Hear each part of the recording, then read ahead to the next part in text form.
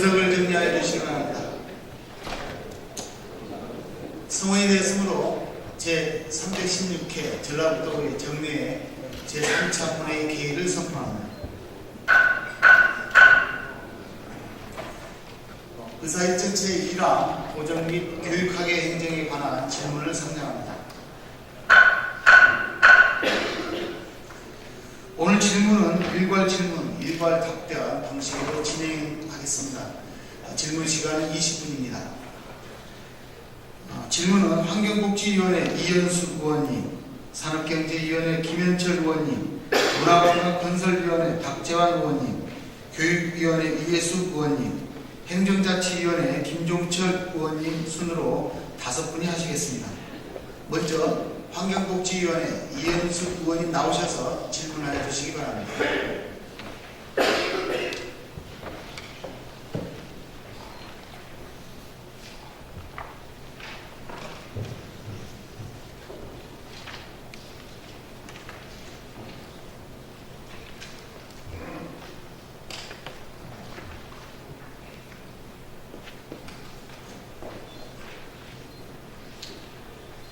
존경하는 200만 전북도민 여러분, 김강수 의장님과 선배 동료 여러분, 그리고 송하진 지사와 김승환 교육감을 비롯한 관계 공무원 여러분, 통합진보당 소속 환경복지위원회 이현수입니다.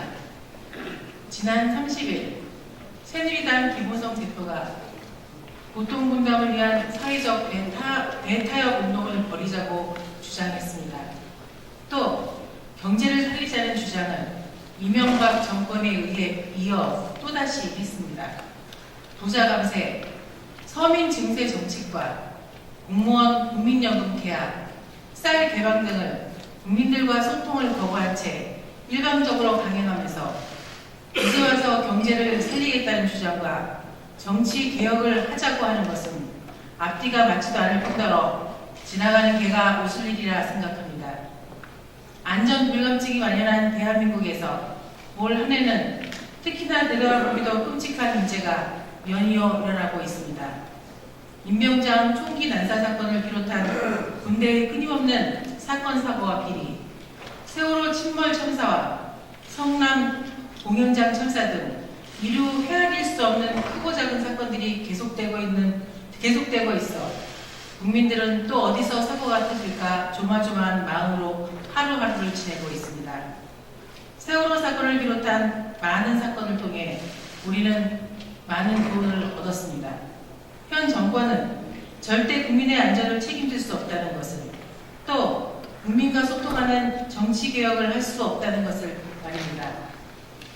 새정치민주연합이 대다수를 차지하고 있는 전라북도만이라도 도민과 소통하는 정치 1번지가 되면 좋겠다는 소박한 바람을 안고 도성 질의를 시작하도록 하겠습니다. 먼저 새만금 수질 개선과 관련하여 질문드리겠습니다. 잘 알다시피 왕북농어는 1948년부터 한센인과 일반인 축산인 중의 경제활동을 해온 지역으로 가축 분열로 인한 수질오염, 악취 등의 문제들이 제기되어 지역임을 이제는 누구나 알고 있습니다. 2010년 새만금 종합 실천 계획에 따라 주 오염원인 망금관리의 필요성이 제기되어 가축 분뇨 처리, 생활여건 개선, 생태환경 보건 사업을 시작하게 되었습니다. 현재 정착농원 축사 매입 사업이 약 80% 정도 추진된 걸로 알고 있습니다. 축사 매입이 끝나면 어느 정도 문제가 해결되리라고 전망했지만 가축 분뇨 공공처리장 옆으로 무단 방류로 인한 거대한 똥강이 아직도 흐르고 있습니다.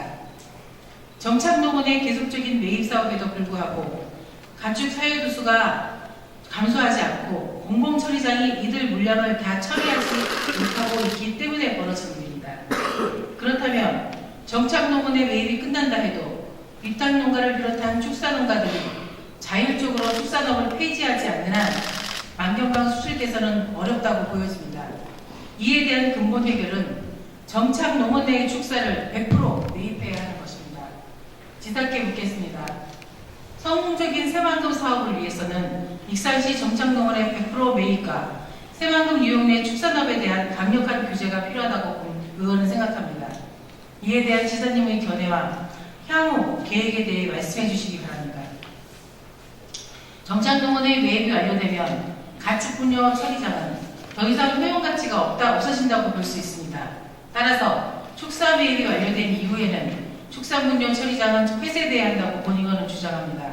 가축분뇨 공공처리시설은 새만금 수질을 개선하기 위한 사업이므로 매입이 끝나고 축산 농가가 없어진다면 이 지역에 공공처리장을 둘 명분이 없어지는 것입니다.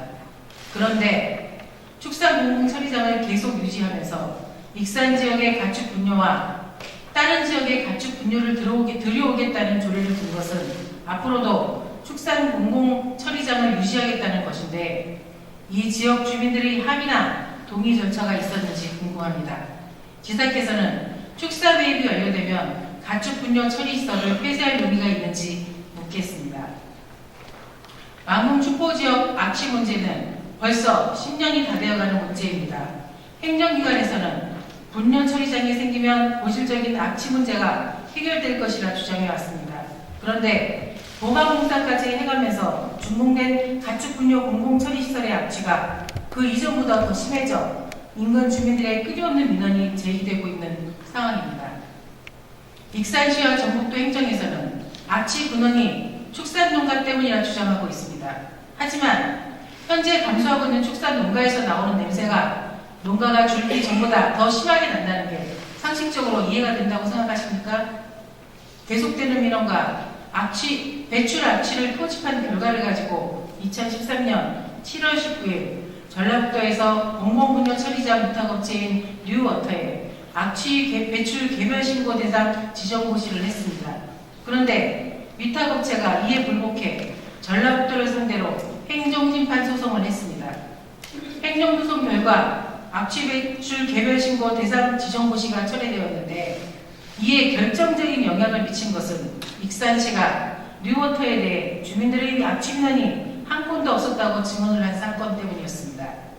행정기관이 자신을 상대로 한 위탁업체의 소송에 대해 위탁업체를 대변하는 듯한 증언을 하는 것이 맞는 일인지 묻고 싶습니다. 익산시 행정의 이러한 태도는 누구를 위한 행정인지 묻지 않을 수 없습니다.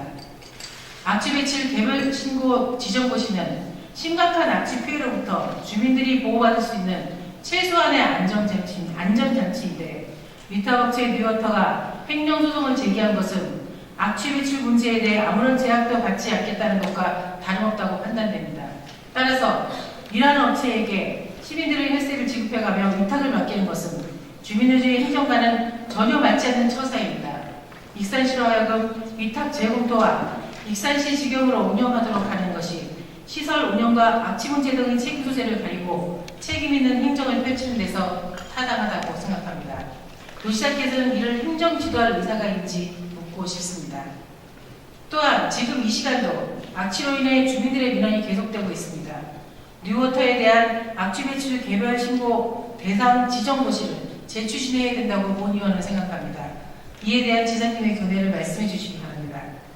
그리고 현재 왕릉면에서는 생태하천 복원 사업이 진행 중에 있습니다. 본의원은 이 사업에 대해 좀 더 신중한 검토가 필요하다고 봅니다.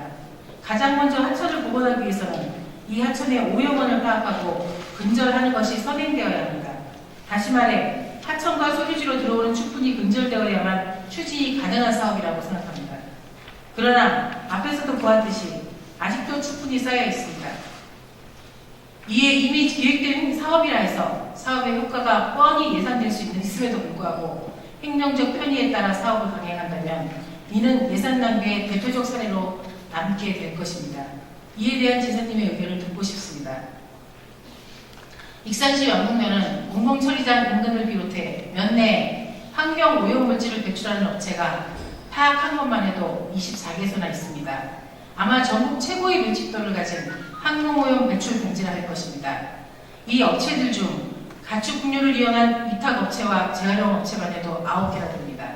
이 업체들이 내뿜는 악취 또한 지역민들과 이 지역을 지나치는 외지인들에게는 이미 괴로움을 주는 대상입니다.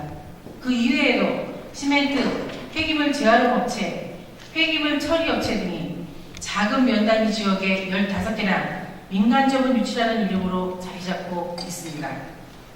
이 환경오염 업체들에 대한 관리 문제는 국가식품 클러스터의 성공과도 직결된 사항이라고 본 의원은 생각합니다.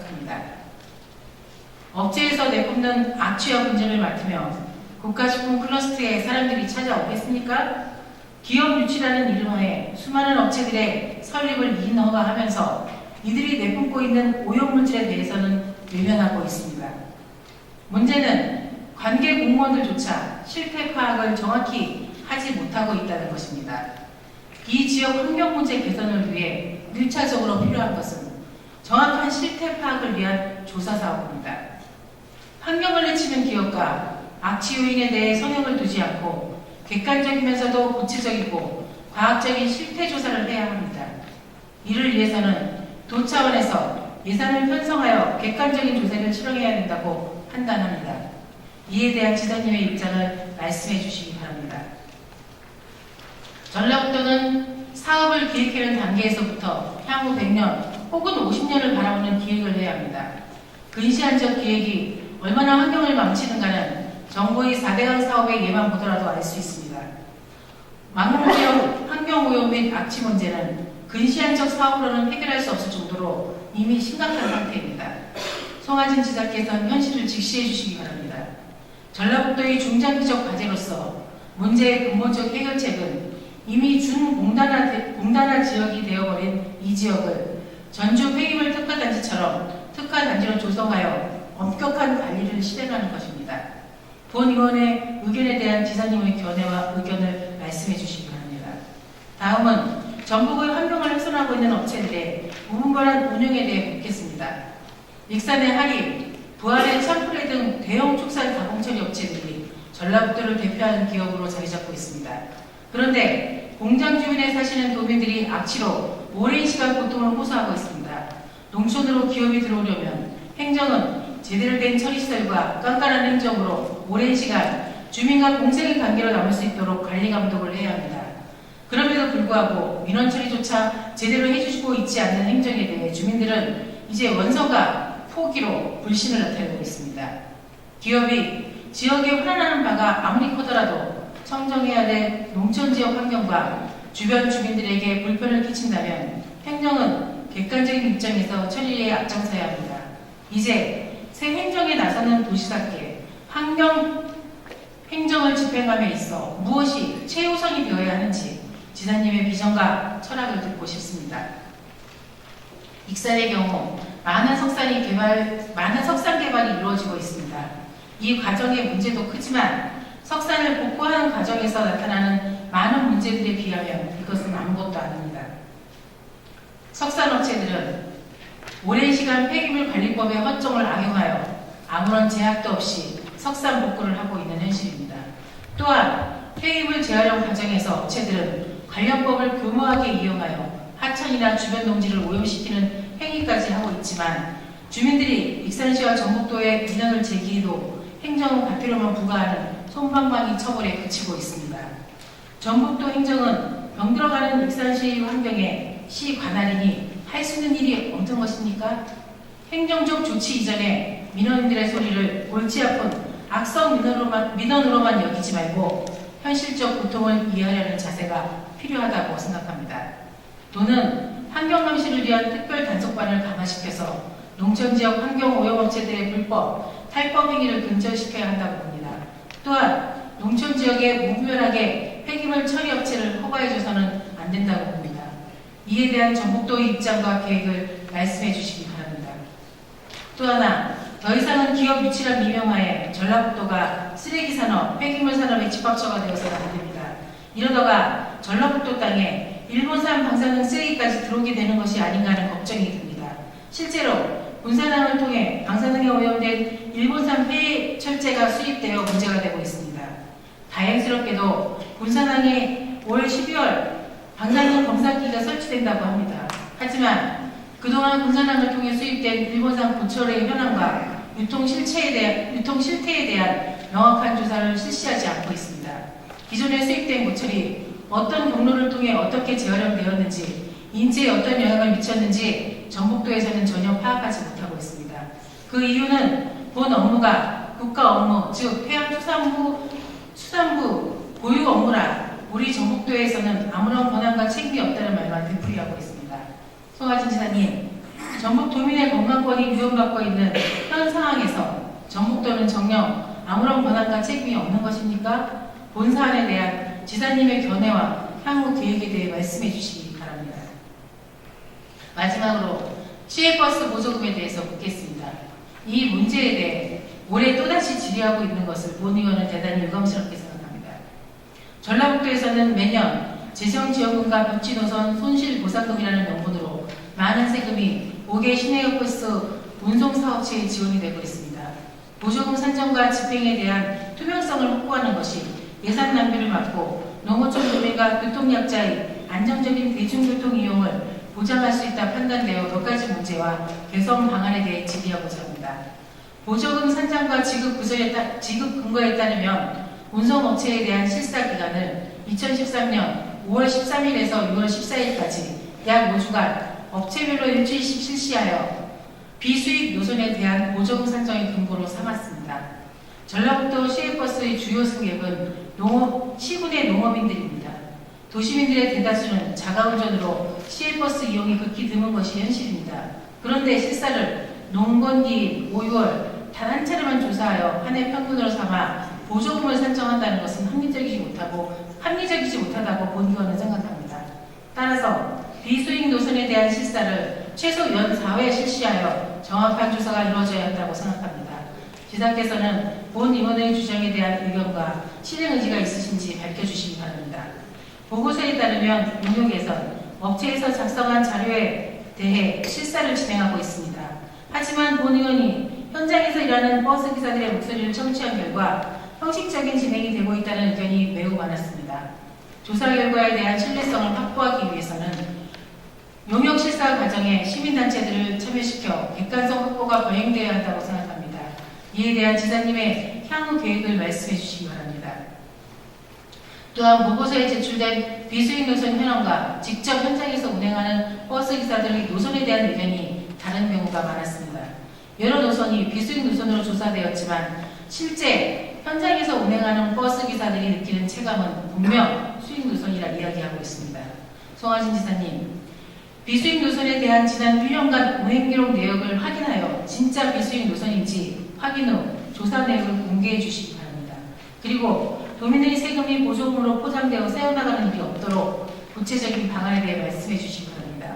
보조금 없이는 정상적인 운영을 하지 못하는 경영 상황임에도 불구하고 전북고속의 경우 2014년 6월 28일 정기 이사회를 통해 임원들의 연봉을 대폭 인상한 바 있습니다.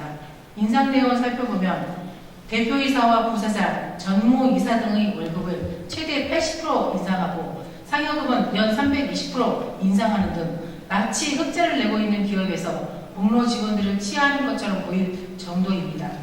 지사께서는 도민들의 혈세가 잘 집행될 수 있도록 행재정적 조치에 최선을 다하셔야 합니다. 이를 위한 대책과 향후 계획에 대해 말씀해 주시기 바랍니다. 민심은 천심이다. 행정을 집행하는 데 마음으로 새기면서 가장 어렵고 힘없는 도민의 마음을 헤아리는 행정이 될 때 민심을 사로잡는 행정이 될 것입니다. 장시간 경청해 주셔서 감사합니다.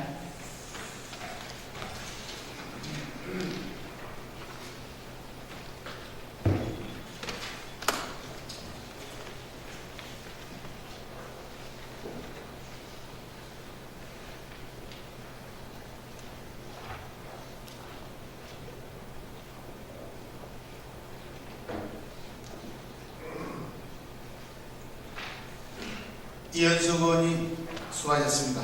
다음은 산업경제위원회 김현철 의원이 나오셔서 질문하여 주시기 바랍니다.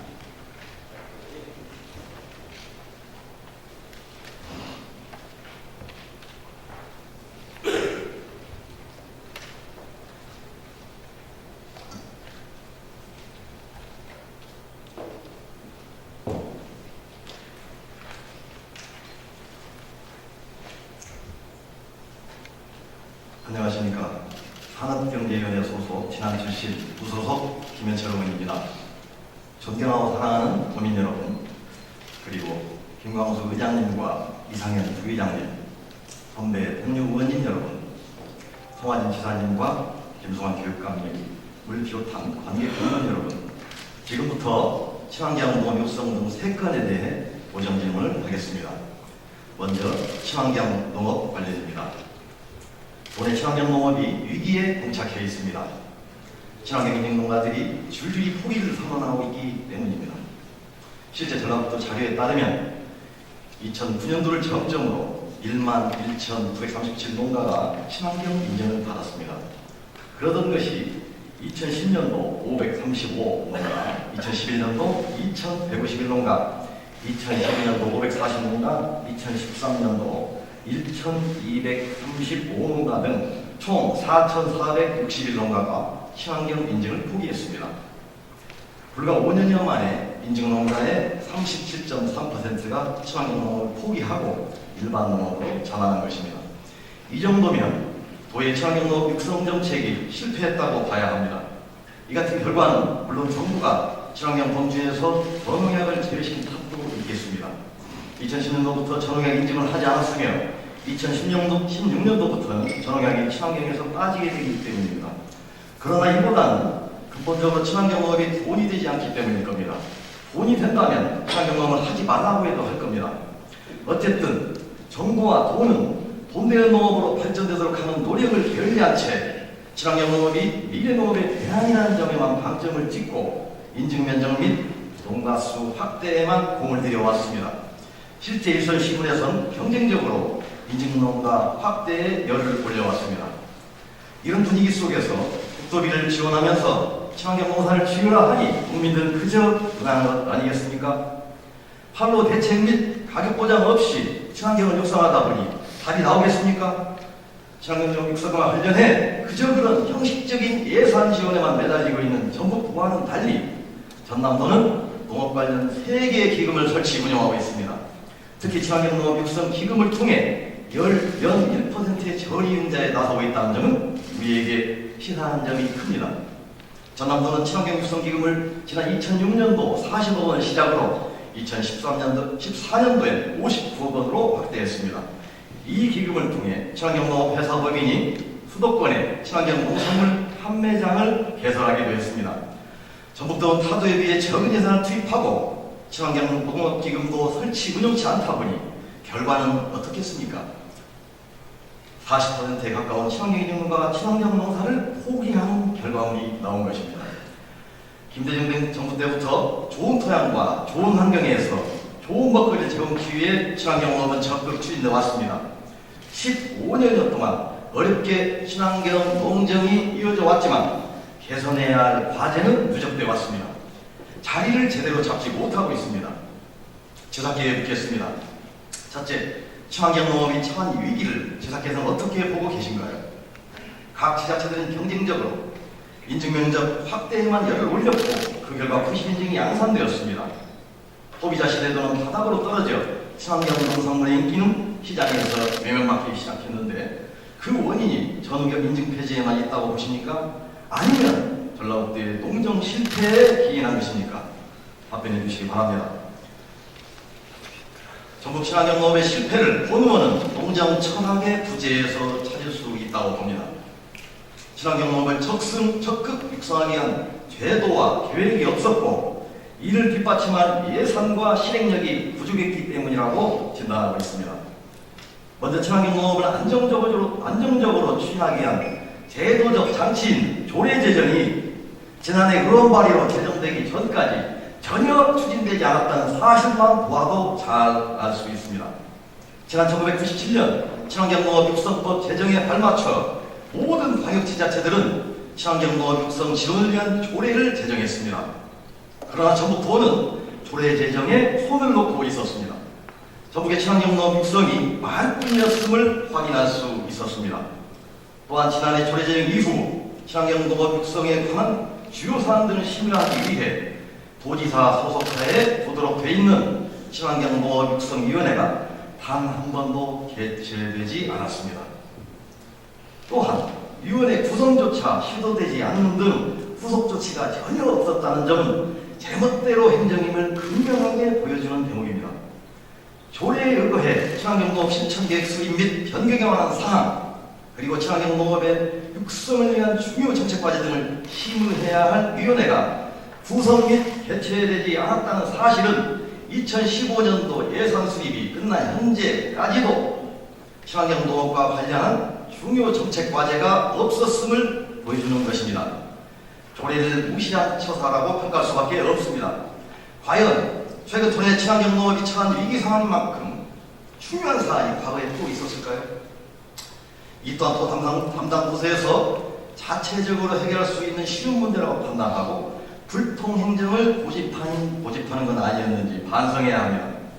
그렇다면 이를 뒷받침할 예산 수입은 어떻게 됐을까요?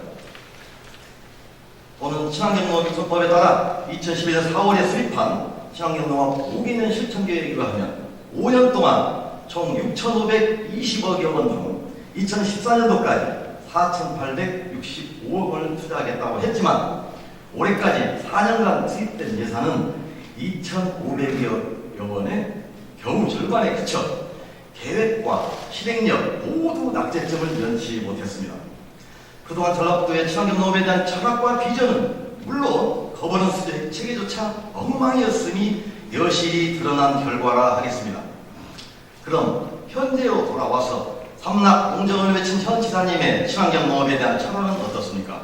민선 6기 공약집에는 전통농업 시범단지 사업을 추진하겠다는 단 한 줄에 그치고 있고 이마저도 임기 4년 동안 총 35억 원의 사업비 중 고비 투자는 4억 원에 불과합니다. 다시 말해 제도가 미비했고 계획과 투자에 소극적이었던 과거와 전혀 다를 바가 없다는 얘기입니다. 두 번째 질문입니다. 지사께서는 친환경 농업을 적극적으로 키워나갈 의지가 있습니까? 혹여 국비가 오니 그간 해온 것처럼 그저 그렇게 과거에 해오던 대로만 추진하겠다는 것은 아닌지 답변해 주시기 바랍니다. 세 번째 질문입니다. 앞에서 언급했듯이 도내 친환경 농업 포기농가가 꼬리를 물고 있는데요. 참담한 결과가 나오고 있습니다. 이 추세라면 예산만 낭비하는 실패 사업으로 전락할 가능성이 있습니다. 지금까지 추진한 친환경 육성 사업과 내년도 사업에 차이가 있는지 답변해 주세요. 친환경 농업 포기 상황을 반전시키기 위해서 농가 수익이 보장돼야 합니다. 네 번째 질문입니다. 친환경 농업을 안착시키기 위한 관련 대책 및 향후 계획 등을 밝혀주시기 바랍니다. 다섯째, 현재 경쟁적으로 치닫는 민간 인증기관의 수를 조정하고 전라북도 차원의 공신력 있는 거점 인증기관을 만드는 것도 고려해 볼 필요가 있는데 양적 성장에서 질적 성장을 거두기 위한 대책은 무엇인지 답변해 주시기 바랍니다. 끝으로 2016년도부터는 친환경 전업의 인증이 없어지게 돼 그간 친환경 학교 급식에 제공되던 전업의 인증사와 등이 공급 중단 상황에 놓이는데요. 이에 대한 해법이 있는지 답변해 주시기 바랍니다. 그리고 도 차원에서라도 품목별 차등 지급을 해야 한다고 봅니다. 이에 대한 면밀한 검토와 긍정적 답변을 요구합니다. 두 번째, 도시가스 미공급 지역 대책 관련입니다. 올해 14개 시군 중 진안과 장수 등 2개의 지자체만 도시가스가 도입되지 못했습니다. 도시가스 도입 여부는 도민들에게 돈을 나눠 주느냐 안 주느냐의 문제라고 표현할 수 있습니다. 도시가스 공급 지역과 미공급 지역 간 난방비 부담이 2배 이상 차이가 나기 때문입니다. 도시가스 미공급 지역 주민들은 겨울철 난방비 부담에 한숨을 내쉬고 있습니다. 특히나 미공급 지역이 낙후가 심한 진안과 장수여서 더 큰 문제입니다. 나름대로 이유는 있다고 합니다. 도시가스 공급회사가 경제성 및 사업성 부족 등을 이유로 공급 신청을 하지 않고 있습니다. 개별 회사는 일단 그렇다 치고 전라북도는 지금까지 뭘 했습니까? 회사와 해당 지자체만 탓할 일이 아닙니다. 도민들의 가려운 곳을 긁어줘야 할 지사께서 사실상 손을 놓고 있었다고밖에 볼 수 없습니다. 가장 큰 문제는 도가 매년 노력하고 있다는 말만 베풀이 하고 있다는 점입니다. 답이 없습니다. 지사께 묻겠습니다. 도시가스 도입을 위해 도민 모두가 고르게 혜택을 누려야 합니다. 특정 지역만 홀대를 받게 한다는 것은 있을 수 없는 일입니다. 지사께서는 지난 장소 도시가스 미공급 해결을 위해 어떻게 하실 계획인지 답변해 주시기 바랍니다. 세 번째, 다문화 정책 관련입니다. 농촌 지역은 인구 감소 등으로 급격히 쇠락하고 있습니다. 이런 가운데 다문화 여성의 농촌 총각과 국제결혼을 하면서 인구 감소를 다소나마 주춤거리게 하고 있습니다. 특히 농촌 지역 출생아 상당수가 다문화 가족에서 나온다 해도 과언이 아닐 정도인데 그만큼 다문화 가족은 도내 지자체, 특히 농촌 지역 지자체를 유지시키는 데 큰 역할을 하고 있습니다. 상황이 이럴진데 다문화 가정에 대한 정책적 배려는 마치 은혜를 베풀어주는 것 같은 인상을 주고 있습니다. 무엇보다도 이들 같은 도민으로 인식지 않고 이방인으로 취급하는 듯합니다. 그렇지 않고서야 신용만 내는 또는 생색만 내는 정책을 추진할 리가 없습니다. 이러한 우려는 가장 먼저 다문화 정책 전담 조직에서 찾을 수 있습니다.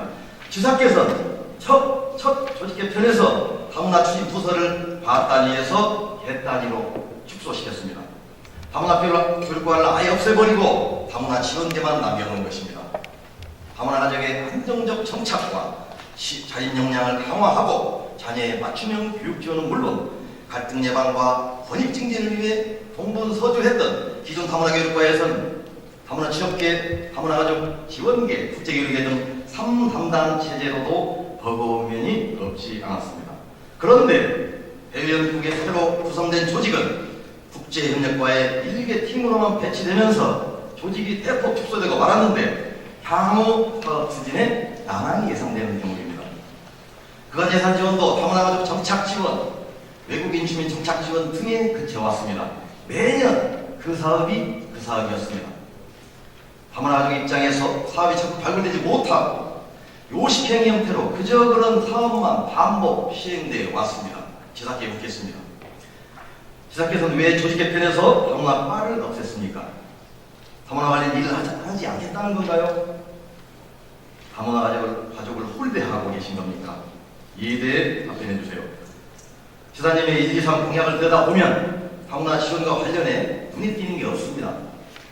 다문화 교육과 소관으로 3개 사업, 한국 속의 한국, 전국 해외 진출 사업 전개, 국제교육센터 설치, 다문화 가족 고향나들이 지원 등에 그치고 있습니다. 여기서 다문화 가족과 직접 관련이 있는 지원은 고향나들이 지원 사업인데요. 이마저도 일선 시군에서 기추진하고 있는 사업입니다. 두 번째 질문입니다. 다문화 가족에 대한 호심이 없었기에 이 같은 공약에 그친 것이라고 봐야 합니까? 이에 대해 지사께서는 어떤 입장인지 답변해 주시기 바랍니다. 이처럼 다문화 정책에 관한 혼외가 없는 상황에서 과연 다문화 가족과 그 자녀들이 우리 사회에 제대로 뿌리내릴 수 있을지 심히 우려되며 이에 대한 근본적인 대책 마련을 촉구하고자 합니다. 이젠 다문화에 대한 인식과 정책 패러다임 전환이 필요한 시점입니다. 최근 저출산 고령화로 도배되는 한국 사회 가족 구제의 커다란 변화 속에서 다문화라는 또 다른 한 축이 형성돼 가고 있지만 자치장들은 이러한 변화의 흐름을 깨닫지 못하고 매번 단발성 정책에만 열을 올리고 있습니다. 1980년대 후반 농촌총각 장가 보내기부터 뿌리내리기 시작한 다문화 가족 형태는 이제 농촌뿐만 아니라 도시에서도 증가 추세입니다. 사회구조가 다양화되는 양상에 따라 엄연한 우리 사회 한 가족의 형태로 자리 잡고 있으며 앞으로 10년 뒤에는 본격적인 다문화 사회로의 진입을 예고하고 있습니다. 우리 사회가 다문화 사회로 가는 길목에서 사회 전반, 특히 행정 분야에 적극적이고 선제적 대응이 뒷받침되어야 합니다. 학자와 전문가들은 경고하고 있습니다. 다문화 사회에서 사회적 통합에 실패할 경우 유럽과 같은 사회적 분열 현상이 우리 사회에서 만연해질 것이며 다문화 가족 자녀들이 반사회적 하위 문화 계층을 형성하며 심각한 사회 문제로 대두될 수 있다고 말입니다. 다문화 자녀의 고등교육관 취업률이 매우 저조한 통계가 발표돼 주목을 끕니다.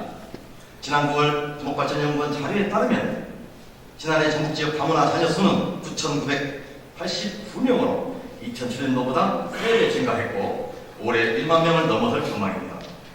초등학생이 전체의 2.1%, 중학생이 1%, 고등학생이 0.5%를 점유하고 있습니다. 이는 전남 다음으로 높은 수준입니다. 그러나 이들의 교육은 크게 뒤처져 있습니다. 전북지역 18세 이상 다문화 가족 자녀 가운데 대학원에 진학한 비율은 52.7%에 불과했고 32.8%는 학교에 다니지 않고 있습니다. 이처럼 고등교육기관을 올라갈수록 일반 학생과의 진학률 격차가 심해지는데 이들이 학업을 중단한 이유는 친구나 선생님과의 관계에서 1차적으로 찾을 수 있고 전북의 경우는 특히 학교 공부에 어려움을 느끼기 때문으로 조사됐다는 점은 시사한 바가 큽니다. 하지만 앞으로는 더 큰 문제입니다. 전국 다문화가족 실태조사에 따르면 다문화 자녀 중 18세 이상은 9%에 그치고 있지만 6세 미만은 52.4%로 절반 이상을 차지해 이대로 관찰 경우 전문가들이 우려했던 바가 현실로 다가올 가능성이 높아지기 때문입니다. 따라서 앞으로의 다문화 관련 교육 정책이 더 중요할 텐데 이 같은 상황인데도 지사께서 조직 축소에다 관행적인 지원 정책만 고집할 겁니까? 이제 전국도는 그러저러한 형식적인 지원 정책에서 달피 교육청 및 시민단체 등과 협력을 통한 실효성 있는 정책을 발굴 시행해 나가야 합니다. 이를테면 다문화 엄마의 모국어를 효과적으로 습득하기 위한 동아리 교육 사업과 장흥 다문화지원센터 오픈된 전시관 마련 등은 도입을 적극 검토해야 할 사업이라고 봅니다. 지금까지의 다문화 정책이 한국 문화에 동화되도록 하는 정책을 폈다면 앞으로는 그들의 언어를 가지고 한국 사회에 적응하는 다양성에 기반을 둔 사회 통합을 추구해야 합니다. 세 번째 질문입니다. 지사께서는 다문화 가족 및 자녀들의 문제를 어떻게 해결해 나갈 생각이신지 답변해 주시기 바랍니다. 네 번째, 앞서 언급한 다문화에 대한 편견과 차별을 해소하기 위해 범도민적 인식 개선이 시급하며 일반인을 대상으로 한 다문화 정책도 병행되어야 합니다. 일반인들의 인식 변화를 끌어내기 위한 방안은 무엇이며 이를 어떻게 실천해 나갈 계획인지 밝혀주시기 바랍니다. 이상 말씀드린 다문화의 현소 문제점과 관련해 김승환 교육감께도 묻겠습니다. 다문화 가족 자녀들은 의사소통 부재 등의 사유로 정상교육에서 소외되어 온 게 사실입니다. 교육감께서는 순창장수 임실 진안지역을 다문화교육 특구로 지정했다고 공약한 것으로 알고 있지만 어쨌건 결과론적으로 지사는 물론 교육감도 이들에 대해 상당히 무관심이 왔다고 평가할 수 있습니다. 첫 번째 질문입니다. 자료에서도 볼 수 있듯이 다문화 가족 자녀 상당수가 교육 관련 제도권에서 소외되고 있다고 평가되는데 교육감께서는 이 같은 현실을 인식하고 계셨나요? 두 번째, 다문화 자녀들의 교육 소외가 그들 자신의 책임으로만 떠넘겨서는 안 될 겁니다. 교육감께서는 다문화 아이들의 사회 적응 및 학습의욕 신장 등을 위해 앞으로 어떤 정책을 추진해 나갈 생각이신지 답변해 주시기 바랍니다. 세 번째 질문입니다. 조사 결과 일부 다문화 가족 청소년들은 여전히 학교 폭력에 시달리고 있는 것으로 나타났습니다. 전국 수준보다 심각한 정도는 아니지만 협박과 욕설, 집단 따돌림이 계속되고 있어 다문화 이해를 돕는 학교 교육이 확대될 필요가 있습니다. 또한 다문화의 긍정적인 부분을 부각시키고 교육 환경에 안착시키기 위한 교사 및 관리자 연수가 무엇보다 중요합니다. 이에 대한 도교육청의 대책과 예산 지원 계획은 무엇인지 답변 바랍니다. 이상으로 질문을 마치겠습니다. 경청해 주셔서 감사합니다.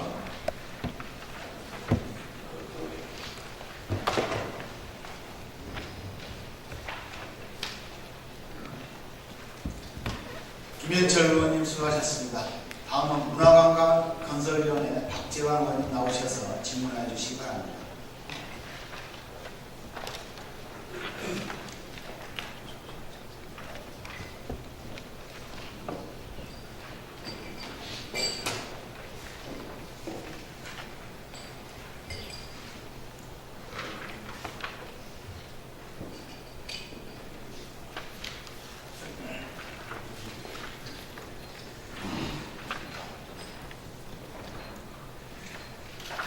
사랑하고 존경하는 국민 여러분, 이상현 부의장님과 선배 동료원 여러분, 송하진 지사와 김승환 교육감을 비롯한 관계 공무원 여러분, 완주군 제2선거구 출신 새정치민주연합 소속 박재환 의원입니다.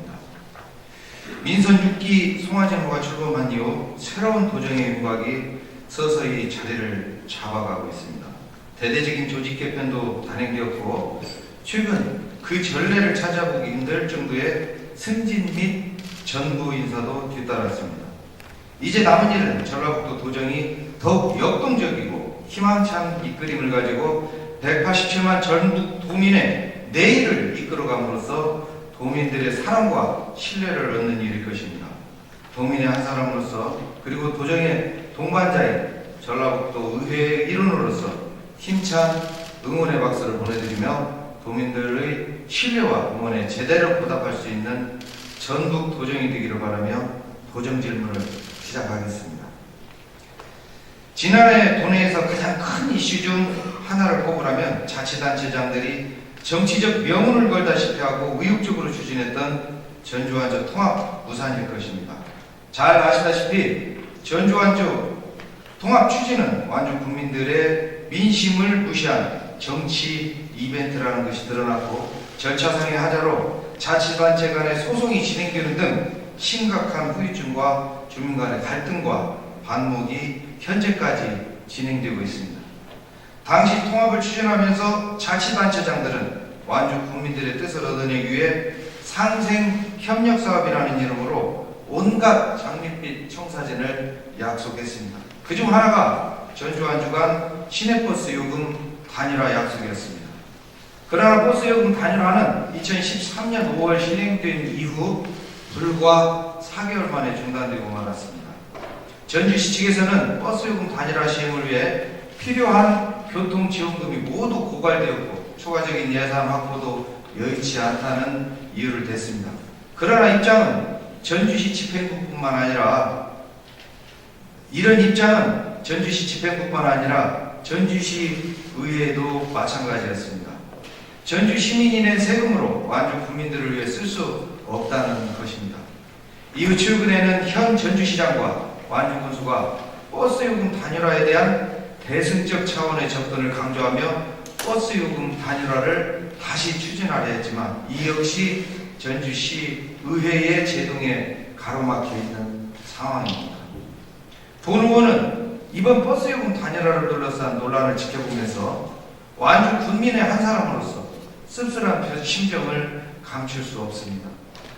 통합의 필요성과 명분을 과도하게 포장해서 적극적으로 밀어붙일 때는 완주 국민들을 위해 무엇이든 해줄 것처럼 현혹하더니 이제 와서는 아무 일도 없다는 듯 시치미를 떼고 있습니다.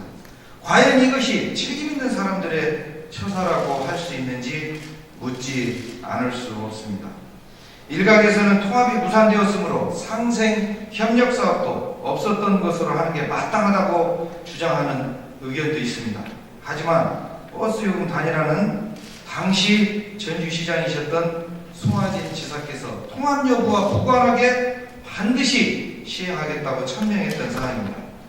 즉 2년 전 4월 전주완주 통합 건의 1주년을 맞는 기자회견에서 당시 전주시장이셨던 송하진 지사께서는 전주완주 통합이 설령 무산되더라도 시내버스 요금 단일화는 철회하지 않겠다 만찬하에 천명했던 것입니다. 하지만 통합이 무산되고 나서 불과 3개월 만에 버스 요금 단일화는 중단되었고 전국 도정을 이끌고 있는 지금에 와서는 해당 사항에 대해서 한마디 입장 표명도 하지 않은 채 뒷짐만 지고 있는 상황입니다. 지사께 묻겠습니다. 지사께서는 2년 전 통합 여부와 무관하게 버스 요금 단일화를 시행하겠다는 약속을 헌신짝 버리듯 파기할 수밖에 없었던 납득할 만한 사유가 있었는지 밝혀주시기 바랍니다. 본 의원은 지사께서 통합을 추진했던 당사자로서 추진 과정에서 분명하게 밝힌 버스 요금 단일화 문제에 대해서 지금이라도 결자 해지의 심정으로 나서주는 게 마땅하다고 생각합니다. 조정 역할을 하거나 또는 적절한 합의를 이끌어낼 수 있도록 일정한 역할을 해주셔야 한다는 것입니다. 지사께서는 도의적 책임을 지고 완주군과 전주 시민들의 교통약자들이 일상적으로 겪어야만 하는 불편함과 과도한 금전적 부담 해소를 위해 적극적으로 나서주실 의향이 있는지 말씀해 주시기 바랍니다. 다음은 이른바 김완주 흔적 지우기에 대한 논란과 관련해서 묻겠습니다.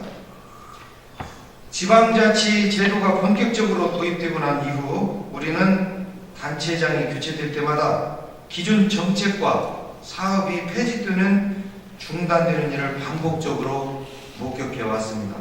돈으로 환산할 수 없는 행정 역량과 주민들의 막대한 세금을 들여 추진한 역점 사업들이 도중 하차하게 되면 결국 그 피해는 고스란히 도민들의 몫이 된다는 점에서 이는 명백한 폐습이며 본질적인 악습입니다.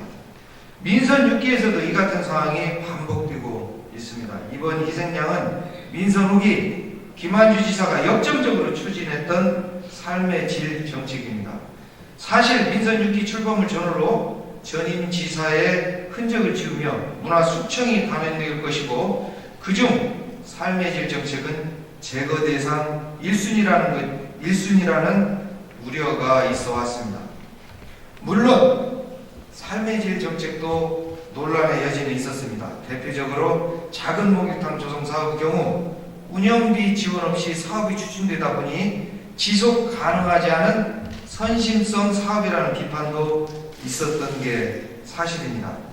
하지만 전반적으로 삶의 질 정책은 정말 드물게 전라북도가 발굴한 우수 사례로 전국적인 벤치마킹이 되고 중앙정부 시체계까지 반영됨으로써 긍정적인 평가를 얻었던 것도 부인할 수 없는 사실입니다.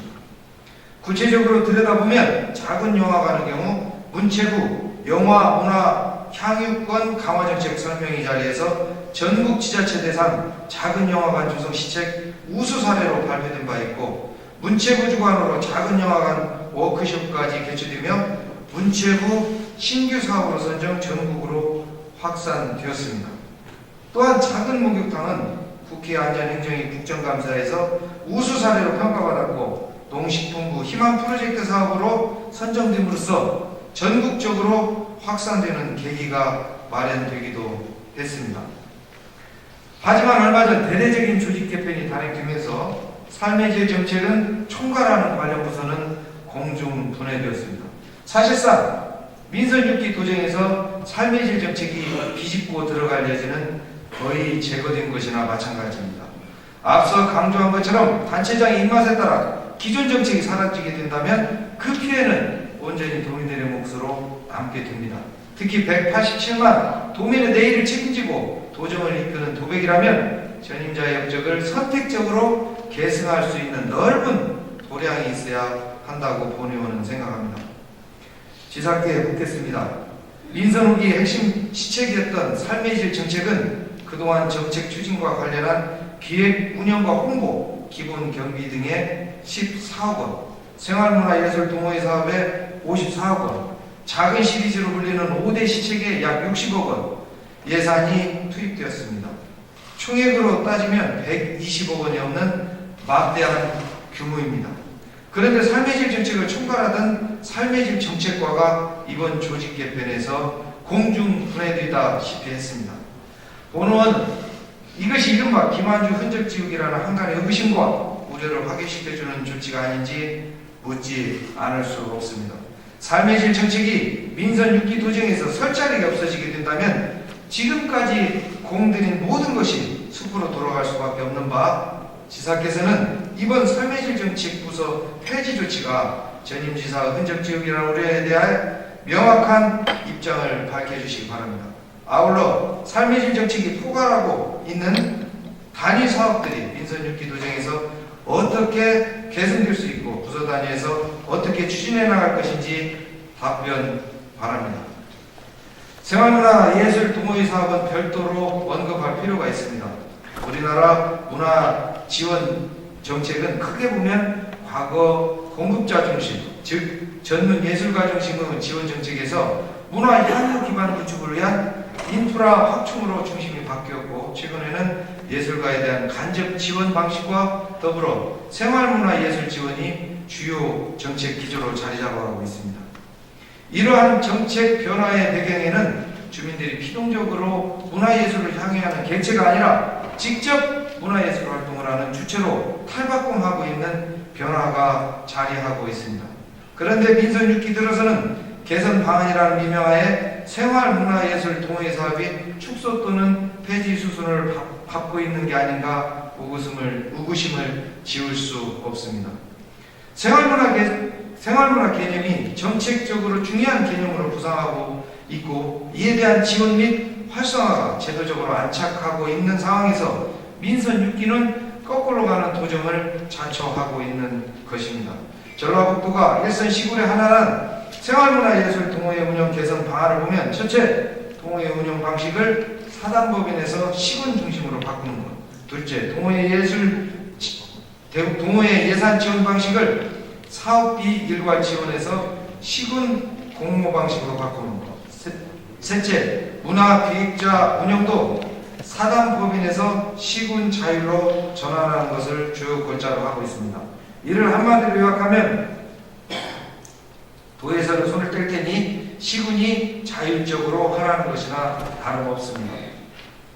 시군의 하나는 개선 방안대로 시군이 자율적으로 사업을 추진한다면 시장 군수의 사업 의지가 보장될 수 없습니다. 설령 보장된다 하더라도 중구난방으로 흐를 개연성이 짙습니다. 아울러 생활문화예술 동호회 사업이 아직 충분히 정착되지 않은 상황이므로 기존 방식대로 도가 총괄해서 가이드라인을 정해주고 이끌어갈 필요가 있습니다.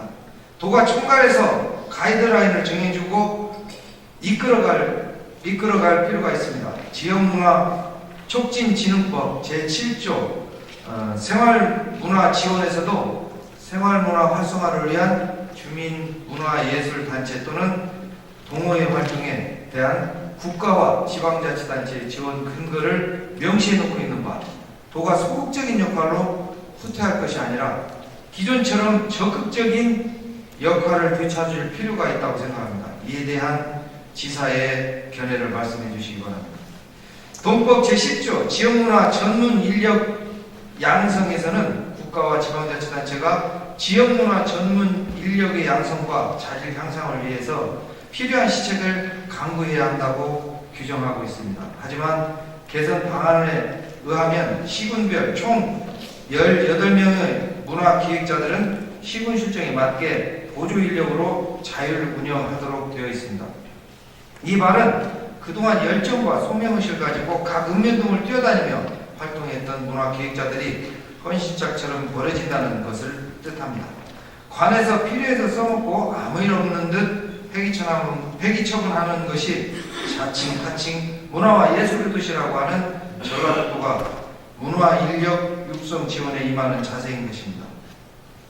시 군별 문화기획자들은 사단법인 동호회 조직에 속한 인력들이었지만 애초 이들의 역할은 시 군별 문화자원 발굴과 연계, 마을 특성에 맞는 프로그램이나 사업 개발 등 전반적인 문화기획이 주 역할이었습니다. 생활문화예술 동호회와 관련한 역할은 그중 일부일 뿐입니다.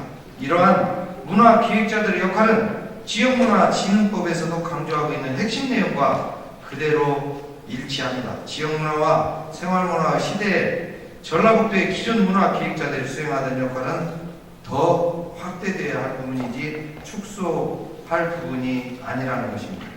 그런데 역할의 축소를 넘어 아예 내치려고 한다면 도정을 거꾸로 이끌어간다는 비판은 물론 문화기획자들에 대한 도의적 책임에도 자유로울 수 없습니다.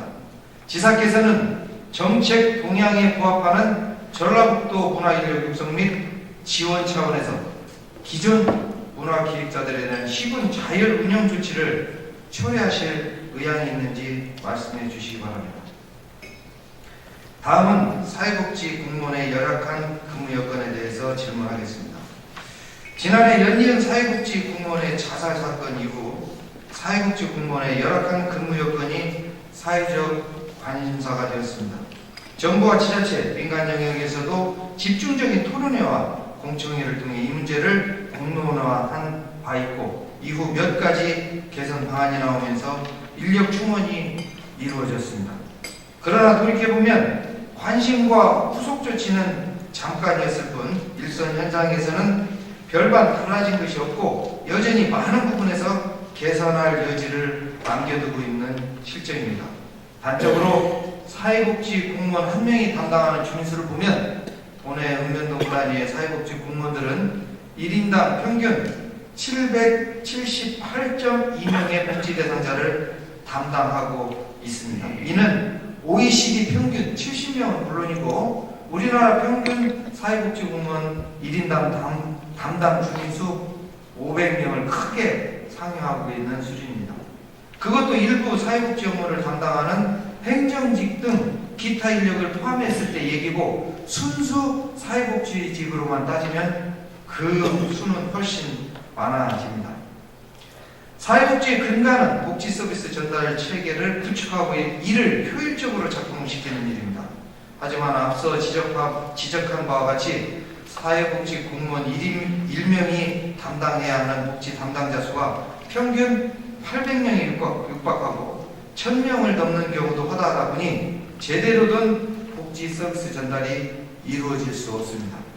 사회복지 업무는 특성상 현장 방문이 반드시 필요합니다. 하지만 정부가 쏟아내는 복지 사업은 사회복지 공무원들에게 그대로 전달되어 업무량만 몇 배로 키워놨습니다. 가장 중요한 개별 방문은 아예 기대할 수조차 없는 이유입니다. 도내 읍면동 단위의 사회복지 공무원 1명이 담당하는 복지 대상자 수가 너무 많아서 제대로 된 복지 서비스 전달이 요원한 실정입니다. 1인당 500명 이상인 경우가 241개 읍면동 중 190개로 78.8%를 차지하고 1000명 이상인 경우도 64개로 26.5%나 됩니다. 지사께서는 복지 담당자와 복지 대상자 간의 이러한 비대칭적인 구조를 개선해 나갈 방안을 말씀해 주시기 바랍니다. 현재 읍면동 사회복지 업무는 사회복지직을 중심으로 행정직과 기타 인력이 부분적으로 업무를 맡아 처리하고 있는데, 이러한 방식은 일부 도움이 되는 것이 사실이지만 전문성이 부족하고 사회복지 업무의 특수성에 대한 이해가 부족하기 때문에 임시 처방 이상의 의미는 없습니다. 특히 복지 도움이나 기간제 보조 인력 등 행정직 공무원 이외의 기타 인력은 채용 기간이 짧기 때문에 실제 기여도는 매우 미미합니다. 오히려 업무를 알려주다가 일을 할 만하면 그만두게 되기 때문에 아예 보조 인력을 기피하는 경우가 발생하고 있습니다. 지사께서는 사회복지 공무원 업무 담당 경감을 위한 효율적인 보조 인력 활용 방안에 대해서 말씀해 주시기 바랍니다. 일선 사회복지 공무원들이 무작정 인력 확충을 바라는 것은 아닙니다. 오히려 이들은 사회복지 공무원 업무에 대한 읍면동장의 인식 개선을 가장 중요한 문제로 지적하고 있습니다. 즉, 읍면동장들이 사회복지 공무원이 수행하는 역할과 복지 업무의 특수성을 이해하고 배려할 수 있어야 한다는 것입니다. 그래야 사회복지 업무 이외의 업무 지정으로 인한 과도한 업무 부담도 일정 부분 덜어낼 수 있고, 사회복지 공무원이 겪고 있는 애로사항에 대한 심리적 위안이라도 받을 수 있는 것입니다. 지사께서는 읍면동장의 인식 개선이 가장 중요한 과제라는 지적에 대해 견해를 밝혀주시기 바랍니다. 장시간 경청해 주셔서 감사합니다.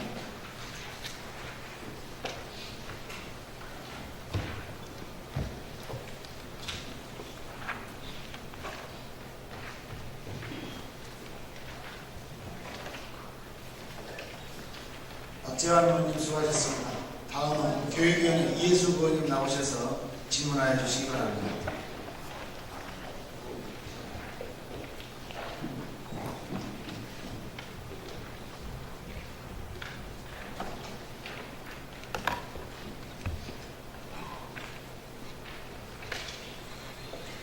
사랑하는 도민 여러분, 존경하는 김광수 의장님과 이상현 부의장님, 그리고 선배 동료 의원 여러분, 송하진 지사님과 김승한 교육감님, 그리고 관계 공무원 여러분, 전주 5선거구 출신 이혜숙 의원입니다.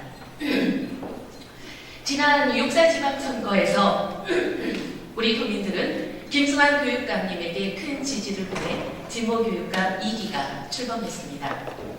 이는 경쟁위주 교육보다는 협력교육과 교육혁신에 대한 기대감의 표현인 것으로 이러한 도민들의 기대를 저버리지 않길 바랍니다. 저는 전라북도 교육의 혁신을 위해서는 몇 가지 선결 요건이 충족되어야 할 것이라고 생각하며 관련 질문을 드리고자 합니다. 첫 번째, 과거의 낡은 틀을 바꾸고 구조의 변화 없이 교육 혁신이 가능한가에 대한 의문입니다. 혁신 교육을 하자면 시스템에 변화가 있어야 하며 그 첫 번째는 인사 시스템이라고 생각합니다. 교육의 혁신은 혁신 의지를 실현할 주체가 이뤄내는 것이며 혁신 주체를 선정하는 인사위원회의 독립성이 절대적인 선결 과제라고 생각합니다. 인사위원회가 독립성이 보장되었을 때 투명성이 담보될 수 있을 것이며 이러한 틀에서 교육혁신의 의지를 실현할 수 있는 주체가 선정되어 교육혁신이 이루어질 수 있다고 생각하기 때문입니다. 역대 교육감들에 비해 김승환 교육감께서는 인사 문제에 있어 좋은 평가를 받고 있는 것이 사실입니다. 이러한 긍정적 평가를 넘어 이제는 보다 독립성과 투명성을 갖춘 인사위원회를 만들어내고 운영해야 한다고 생각하는데 교육감님의 입장이 무엇인지 밝혀주십시오. 두 번째, 전면적인 교사 재교육 실시 의지에 대해 묻겠습니다. 교육의 혁신은 낡은 틀을 개선하고 교육 주체의 혁신이 있어야 합니다. 이러한 관점에서 교육 혁신을 위해 가장 중요한 문제가 교사들의 변화라고 생각하며 기존 교사들의 혁신 없이 교육 혁신은 실현되기 어렵다고 생각합니다. 교육 환경의 변화 중에서 소프트웨어는 단연 교사들의 교육에 대한 자세에 달려있다 해도 과언이 아닐 것입니다. 기존의 공교육 틀 안에서 오랫동안 머물러 왔던 교사들에게 교육의 혁신이란 먹어보지 못한 과일이며 보지 못한 영화일 뿐이며 그들에게 혁신 교육이란 우물한 개구리에게 바다를 설명하는 일만큼이나 어려운 것입니다. 매일매일 아이들에게 시달리고 성적 향상은 물론이고 각종 생활지도 등으로 녹초가 되고 있는 교사들에게 교육의 혁신을 강조하는 것이 그들에게 큰 자괴감을 줄 수 있다는 것을 알고 있습니다. 그러나 교육 환경과 아이들은 빠르게 변하고 있는데 교사들이 과거의 관행을 벗어나지 못한다면 교육 현장은 퇴보하고 말 것입니다. 직업을 떠나 교육자의 소명 의식을 회복하고 교육의 가치를 교사가 재무장하는 일은 교육 현장의 혁신 중에서 대단히 중요한 영역입니다. 이렇게 중요한 교사들에 대한 전면적이고 혁신적인 교육 프로그램이 마련되어져야 한다고 생각하는데 교육감께서는 이 부분에 대한 보관이 있는지 답변해 주십시오. 얼마 전 중국 연변 지역 연수를 다녀온 바 있었는데 중국에서도 주입식 교육을 개선하기 위해 사범학교에서 예비 교사들에게 관련 교육을 먼저 시켜 배출하는 것을 확인할 수 있었습니다. 교육감께서도 현직 교사들을 연수원에서 재교육하는 것도 중요하지만 예비 교사인 교육대와 사범대 학생들이 미리 교육혁신의 주체로 성장할 수 있도록 이들의 교육과정을 개선시키는 대학과 교육청 간의 협력을 이끌어내야 한다고 생각하는데 이와 관련한 계획이나 의지가 있는지 밝혀주시기 바랍니다.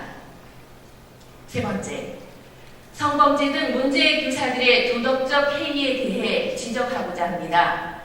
2010년부터 2014년까지 5년 동안 교원들의 성범죄 연루 사건이 20건이 됩니다. 어느 집단보다 높은 도덕성과 사회적 모범이 되어야 할 교사의 성범죄는 참으로 부끄럽고 낯뜨거운 현실입니다. 이렇게 기본 윤리를 팽개친 교육자가 어떻게 아이들에게 올바른 교육의 방향을 제시할 수 있을 것이며 교육의 혁신을 이뤄낼 수 있겠습니까? 성범죄 관련자들과 각종 문제 교사에 대한 특단의 조치를 마련하여 다시는 이런 교사들이 아이들 앞에 설 수 없도록 해야 합니다. 이들 사건 연루자에 대한 처벌과 징계를 어떻게 하셨는지 답변해 주시고 이들이 교단에서 영원히 퇴출시킬 방안과 의지도 함께 밝혀주시기 바랍니다. 공립특성화 고등학교 설립 관련 질문입니다.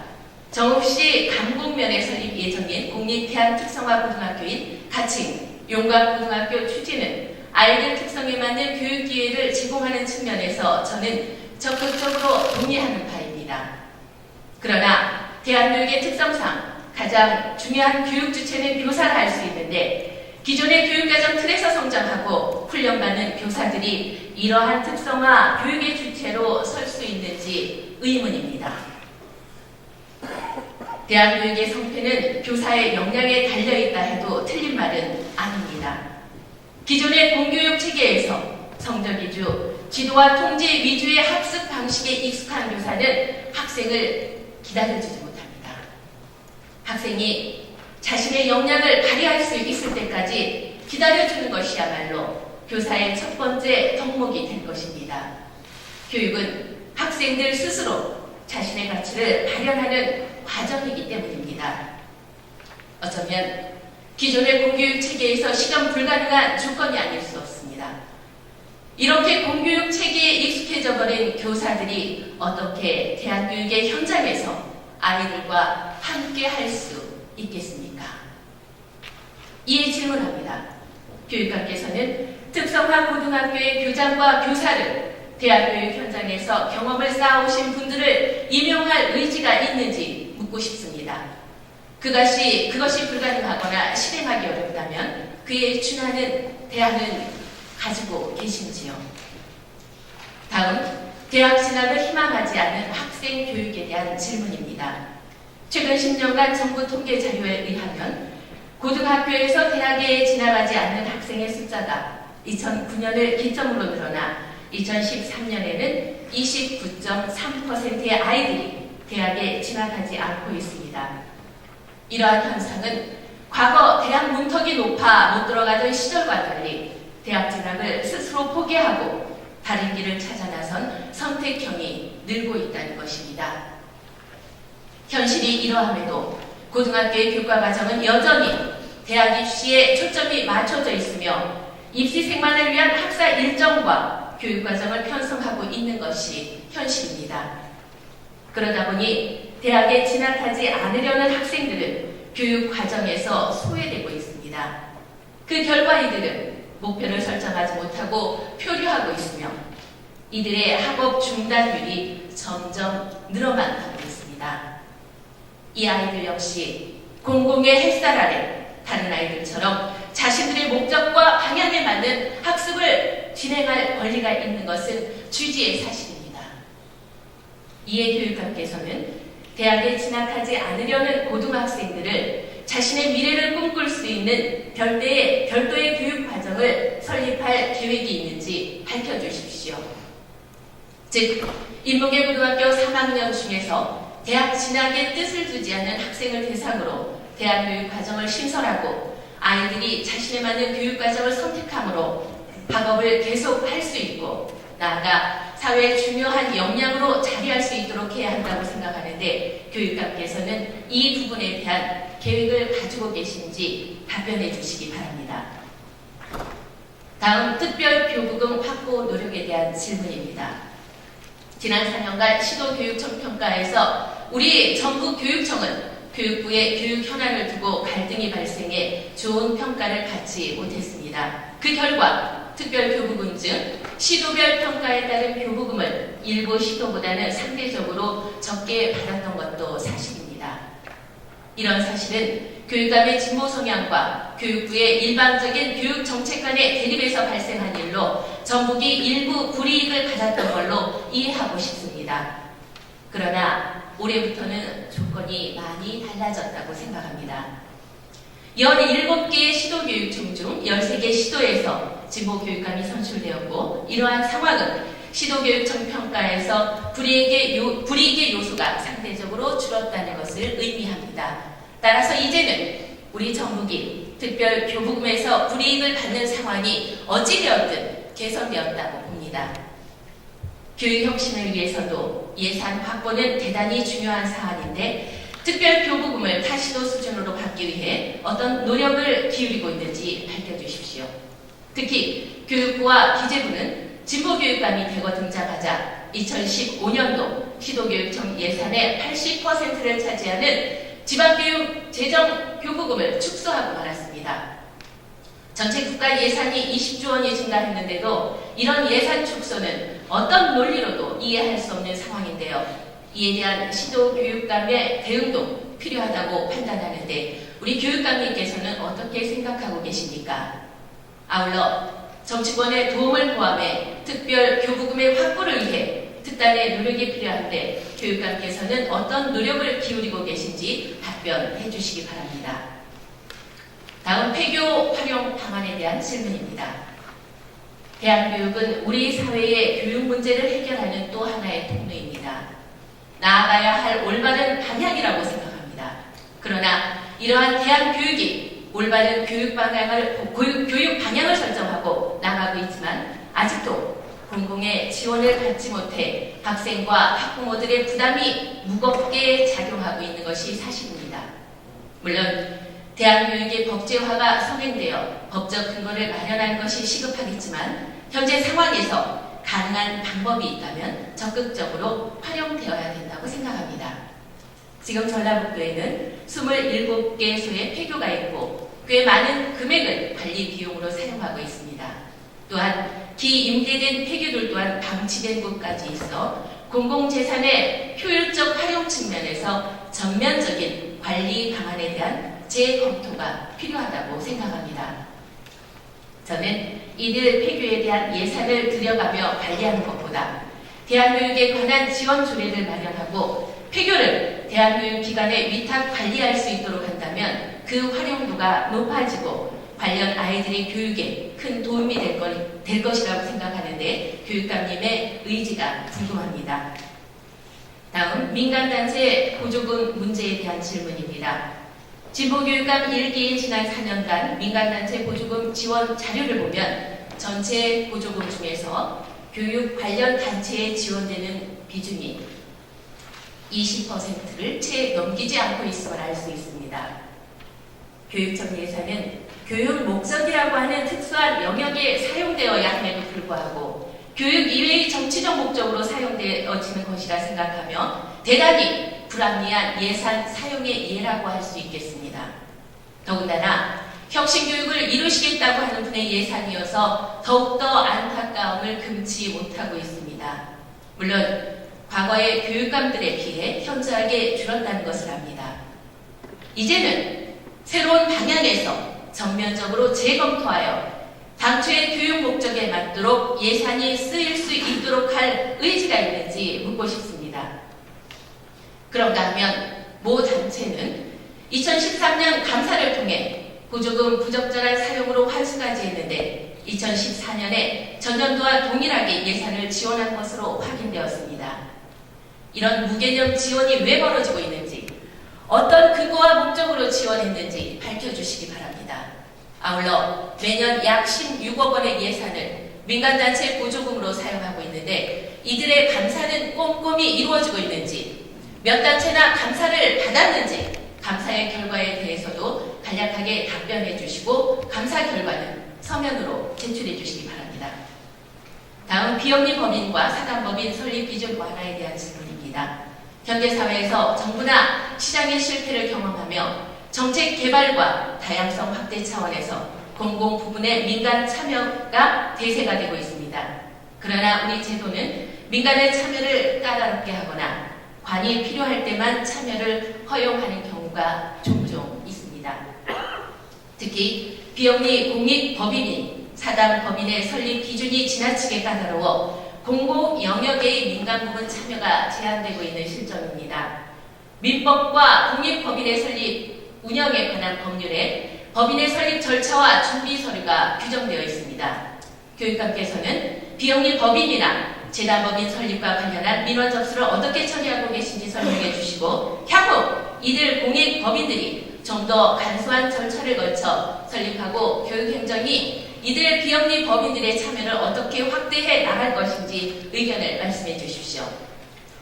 다음 학교폭력 관련 아이들에 대한 처벌 문제입니다. 교육감님, 학교폭력에 가담한 아이들은 적어도 교육 현장에서는 죄인으로 취급하면 안 된다고 생각합니다. 그들은 자신들이 한 잘못을 잘 알지 못하고 있습니다.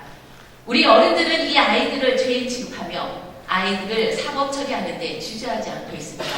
저는 확신합니다. 사법 처리로는 아이들을 정상궤도에 올려놓을 수 없습니다.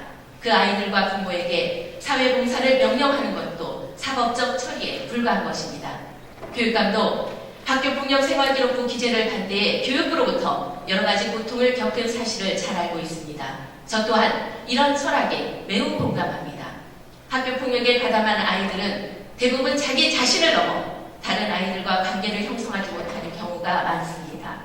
이는 친구와 협력하기보다 밟고 넘어서야 할 우리의 교육 현실에서 잉태된 측면이 있습니다. 즉, 사회 구조 속에서 문제가 발생한 것이며 따라서 그 책임도 우리 어른들의 몫이라 할 수 있겠습니다. 아이들을 법의 심판에 넘기는 것이 대안이 아닙니다. 별도의 교육과정을 통해서 그들 스스로를 돌아보게 하고 자존감을 회복하게 하는 것이야말로 원칙적이고 가장 합리적인 해결 방법입니다. 또한 피해자의 고통에 대해서도 생각해보고 그리고 그 과정을 통해 아이들과의 관계 회복을 꾀해 나갈 수 있는 교육 프로그램의 신설이야말로 더 중요한 문제라고 생각하는데 이 부분에 대한 교육감님의 의사를 묻고 싶습니다. 모든 아이들이 하나의 출발선에서 시작해야 됩니다. 누구는 앞에서 출발하고 누구는 뒤에서 출발한다면 결과는 뻔하기 때문입니다. 그들 모두에게 공정한 기회가 주어져야 된다고 생각합니다. 국가는 아이들이 그 안에 가치를 발견하고 그 가치를 다듬어 사회의 주축으로 설 수 있도록 모든 지원을 아끼지 않아야 합니다. 저는 이런 뜻을 담아 교육감께 질문을 드렸고 앞으로 교육행정도 그런 가치 위에서 펼쳐주실 것을 요청드리겠습니다. 다음, 학력사회 주장 문화 개선에 대한 질문입니다. 교육감께서도 잘 알고 계시듯 우리는 지독한 학력사회입니다. 실력이나 인성보다 어느 고등학교, 어느 대학을 졸업했느냐에 따라 사람을 차별합니다. 이런 차별은 사적 영역인 결혼이나 친구를 사귀는 데에도 나타나지만 입사시험 등 공적인 부분에서도 발생하고 있다는 것을 우리는 부정할 수 없습니다. 문제는 학력으로 인한 차별과 상식을 벗어난 끼리끼리 문화가 우리의 교육과정까지 왜곡하며 학력 만능 사회를 조장한다는 점입니다. 진정한 실력을 키우기보다는 학교 간판에 집착하는 현상이 교육계 전반에 펼쳐 있는 것이 어쩌면 당연한 상황이 되었습니다. 학력 만능 사회는 결과적으로 과정보다는 결과 중심의 주의로 흘러 과정의 정당성은 무시됩니다. 이런 상황에 노출된 아이들은 자연스럽게 극단적인 경쟁에 내몰릴 수밖에 없고 이는 학교 공동체의 상실과 각종 학교 폭력, 왕따 등의 문제점을 양산한다고 할 수 있습니다. 우리는 이런 고리를 끊지 않으면 교육에서도 희망을 찾기 어렵고 사회의 공동체와 정의, 평등 실현은 더욱 멀어질 수밖에 없다고 생각합니다. 그래서 제안합니다. 교육감과 도지사께서는 이런 문제를 해결하는 하나의 대안으로 교육청과 도청의 각종 공무원과 직원 채용 시 우리 지역이 선도적으로 학력사항을 기재하지 않도록 하는 방안을 검토해 보시길 제안드립니다. 공무원이야 임용시험을 통해 채용하지만 기타 청내에 근무하는 다양한 직원들은 이런 조치가 충분히 가능하다고 생각합니다. 아울러 공무원도 인사 기록카드에 학력사항을 삭제하거나 매우 제한적으로만 사용하는 방안을 찾아야 한다고 생각합니다. 이에 교육감님의 견해를 밝혀주십시오. 교육감님의 진정성 있고 책임 있는 답변을 기대하겠습니다. 긴 시간 경청해 주셔서 대단히 감사합니다. 고맙습니다.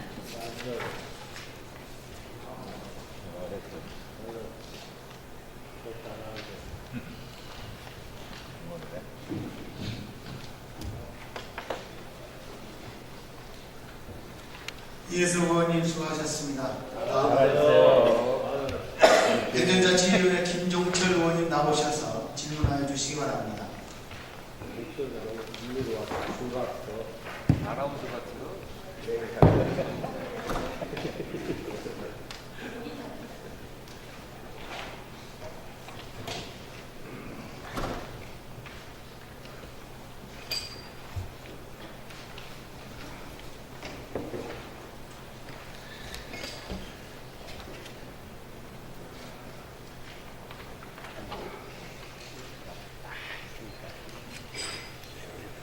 안녕하십니까. 200만 도민 여러분, 전주시 제7소 출신 새정치민주연합 소속의 행정자촌의 김종철 의원입니다. 존경하는 김광수 장님, 선배 동료 의원 여러분, 그리고 이 자리에 참석하신 송하진 지사와 김승환 교육감을 비롯한 관계 공무원 여러분, 본의원의 오늘 도정 질문은 전라도지사와 교육감의 생활 밀착형 시책에 주안을 두었습니다. 서민들의 생활 근거지를 점검해보고 또 학생들의 학업에 현 교육감의 정책이 혼란을 야기하지는 않는지를 점검해보고자 합니다. 오늘 자리를 통해 전라북도와 전라북도 교육청의 건설적인 정책 방향이 정립되기를 바랍니다. 귀농귀촌 활성화에 대해 도지사께 지시하겠습니다. 지사께서는 지난 8월에 민선 6기 123개 공약사업 실행 계획을 발표하였습니다. 민선 6기 10대 실천 전략 중 제1은 활력이 넘치는 농산어촌 조성 사업이며 이에 따른 실행 계획은 13개로 마련되었습니다. 본의원은 그중 인구 2만 명 유치를 통해 농산어촌의 활력을 도모하겠다는 귀농귀촌 정책에 대해 질문하고자 합니다. 지사의 임기 4년 동안 귀농귀촌 인구 유치 2만 명이라는 목표를 달성하기 위한 사업비를 276억 원으로 계산하였습니다. 그런데 본의원이 단계별 추진 전략을 살펴본 바 2만 명 유치라는 목표가 실제 전라북도 귀농 인구로 산입하겠다는 것인지 귀농학교 운영으로 귀농 인구를 교육시키겠다는 의미인지 매우 혼돈스럽습니다. 질의합니다. 귀농귀촌 인구 2만 명 유치라는 목표가 전라북도 귀촌 인구를 의미하는 것인지 귀농교육생 목표인지 지사의 명확한 답변을 바랍니다. 아울러 귀농교육생 목표가 포함되었다면 분기별 귀농 인구를 공표할 의향이 있으신지에 대해서도 답변 바랍니다. 2010년부터 2010년까지 3년간 전라북도로 귀농귀촌한 가구 수는 총 4,086세대로 약 1만여 명에 달하고 있습니다. 그러나 이 기간 동안 365세대가 귀농귀촌하는 상황이 발생했던 것으로 나타났습니다. 전체 귀농세대의 약 9%에 해당되는 규모입니다. 각 시군 읍면동 행정조사에 따른 귀농귀촌 사유를 보니 부족한 소득이 17.3%이며 영농기반 부족이 11.2%, 일자리 부족이 9.6% 등 대부분이 귀농 후 경제적 어려움 때문에 귀농한 것으로 나타난 것입니다. 실제로 귀농귀촌 가구들은 농업소득으로 가구소득이 충족되지 못해 경제적 어려움을 겪고 있는데 귀농귀촌 가구들 중 여성들은 요양보호사, 방과후 지도사, 행정부조 인력 등 굳이 귀농하지 않아도 될 일자리를 찾는 취업에 온 신경을 집중하고 있었다는 것입니다.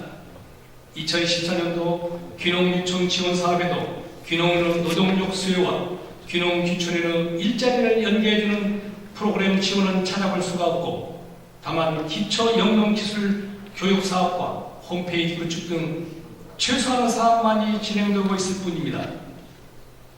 그리고 나머지는 귀농귀촌 상담과 홍보 사업이 전부에서 내실 있는 귀농인 양성까지는 연결시키지 못하고 있다는 것입니다. 지사께 지시합니다.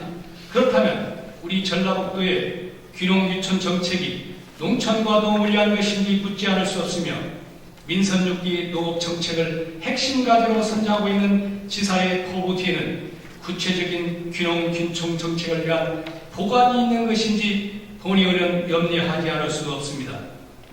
이에 대한 지사의 견해를 밝혀주시기 바랍니다. 또 일부 주민은 귀농귀촌에 대한 일부 열등감을 지니고 있는 것으로 본의원은 알고 있습니다. 이른바 굴러온 돌이 박힐 돈 뺏는 것입니다. 이런 인식의 기반에는 정서적인 측면도 있겠지만 일부는 형평에 맞지 않는 사업 지원도 한몫했을 것입니다. 2014년도 도비 지원 사업인 귀농인 농가주택 수리비 지원 사업은 총 8억 3천여만 원을 들여 167가구를 수리해주는 것으로 지역 주민들 간 갈등을 촉발하고 있었습니다. 질의하겠습니다. 지사께서는 일부 지역 주민들과 귀농귀촌인들 사이에 내재된 갈등 사안에 대해 들어보신 적이 있으신지, 그리고 귀농귀촌으로 농촌 활력을 빼앗겠다는 지사의 추진 전략에 이를 연결하기 위한 계획이 있으신지에 대해서 답변 바랍니다. 질의합니다. 본의원은 전라북도 귀농규촌 사업 실체가 무엇인지 의문스럽습니다.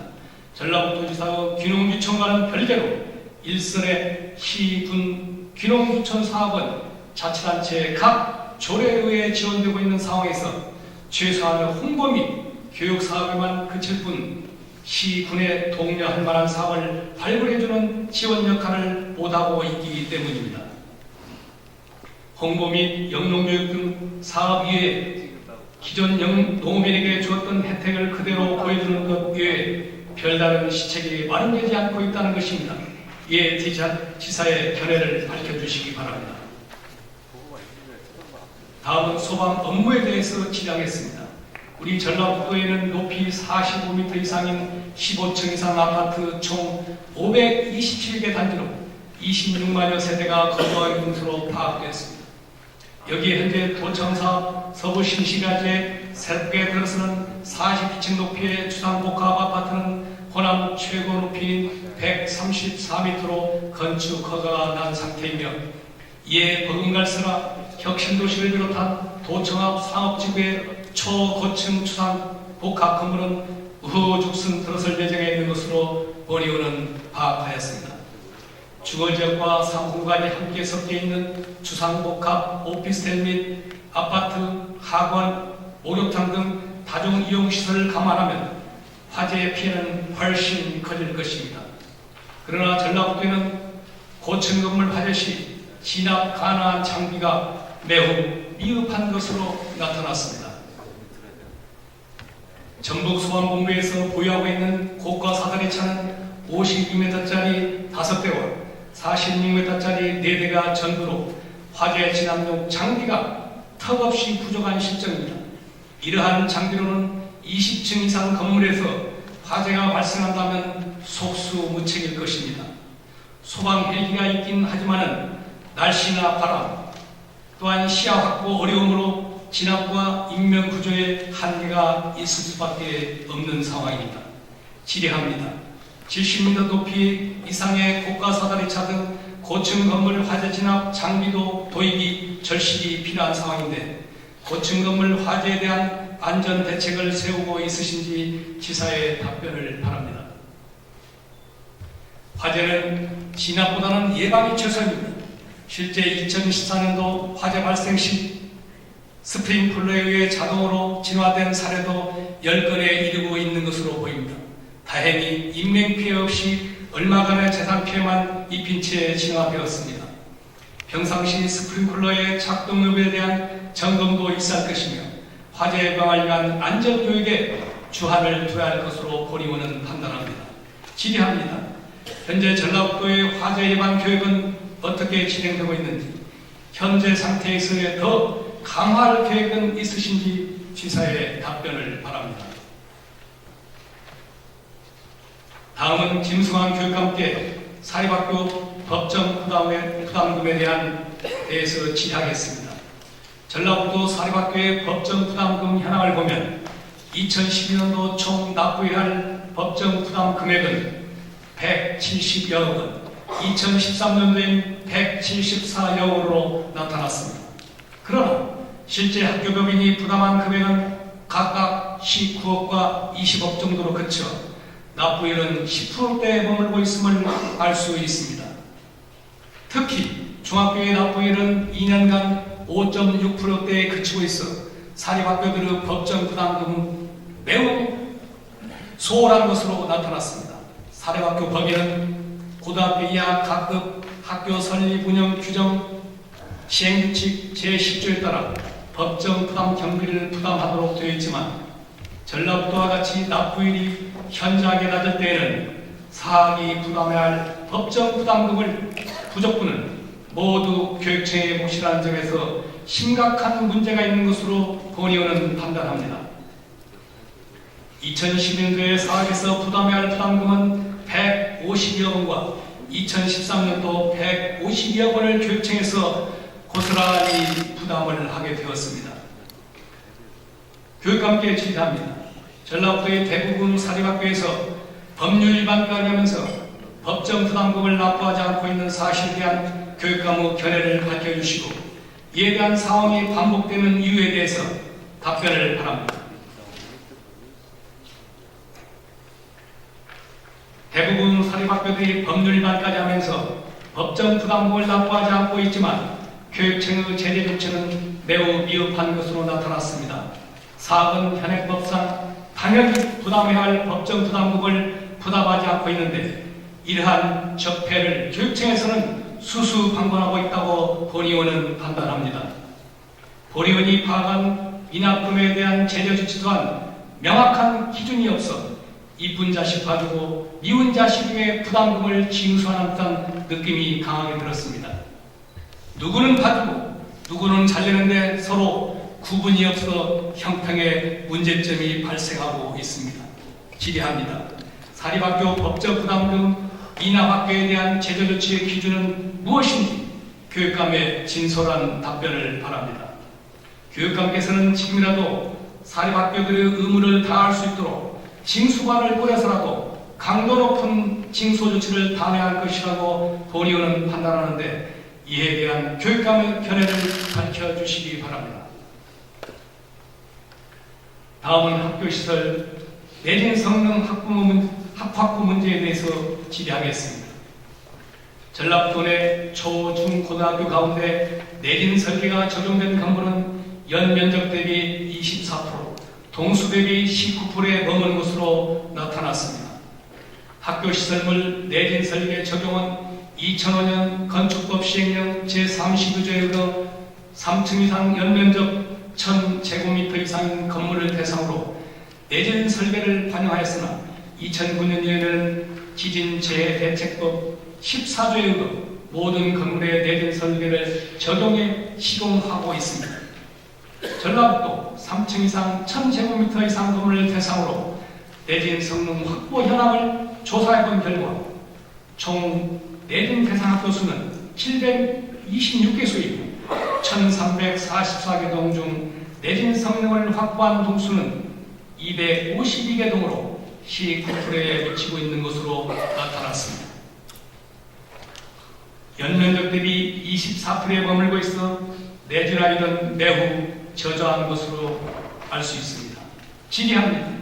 전라북도 학교시설 내진화는 전국 평균에도 크게 미치지 못하고 있는 것으로 본의원은 알고 있습니다. 내진 보강 계획에 대해 교육감의 답변을 바랍니다.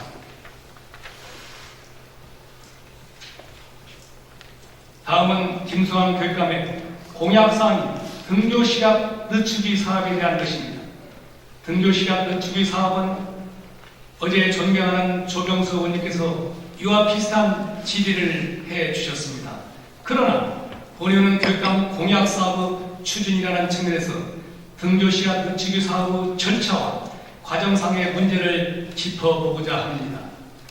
바라보는 시각에 다른 만큼 의원님들의 넓은 마음으로 양해해 주시길 바랍니다.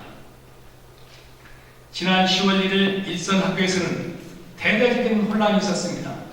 등교 시간 늦추기로 아침이 행복한 학교를 추진한다는 교육감의 공약 때문이었습니다. 10월 1일 기준 등교 시간 늦추기 사업의 시행률을 조사해본 결과 414개 초등학교의 93%가 209개 중학교의 96.2%가 132개 고등학교의 85.6%가 등교 시간을 늦춰 등교하는 것으로 나타났습니다.